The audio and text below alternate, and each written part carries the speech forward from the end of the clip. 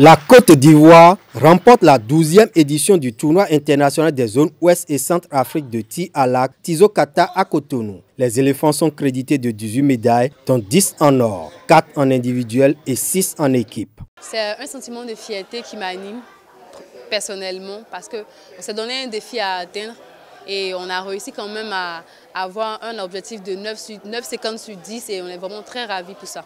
Tout le monde s'est donné, tout le monde s'est acharné sur les médailles, sur les cibles et au résultat c'est la Côte d'Ivoire qui sort gagnante avec plus de médailles. Les archers béninois arrivent deuxième de la compétition avec 16 médailles, dont 3 en or, 6 en argent et 7 en bronze. Même si le Bénin n'a pas été à la première place, j'ai été contente parce que j'avais déjà promis gagner de médailles, gagner au moins 3 médailles pour le Bénin.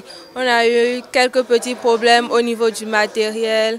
Quand on tirait, il y avait les cordes qui étaient cassées, les cordes d'arc cassées, les flèches perdues, les flèches cassées. Malgré le rajeunissement de son équipe, le Bénin aurait réalisé une meilleure performance si les archers avaient d'équipements modernes. Cela montre que au moment où nous continuons à trimballer des arcs usés, les autres ont déjà remplacé leur matériel et si on avait la même qualité de matériel, je parie qu'on serait premier.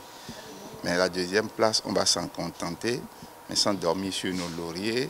Nous savons ce qui nous manque, c'est l'équipement et les lieux d'entraînement qu'on va sécuriser pour que quand les gens vont venir à l'entraînement, qu'ils ne tirent pas seulement avec le bambou, mais l'arc classique. Au-delà de la compétition, le Tizo-Kata se veut un cadre de brassage et de convivialité entre les acteurs du tir à l'arc des zones Ouest et Centrafrique. Ce qui fait plaisir à cette cérémonie, c'est qu'il n'y a que de la joie dans la salle. Et ça, c'est l'essence même du sport dans sa généralité.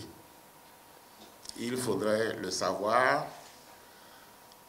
et le perpétuer.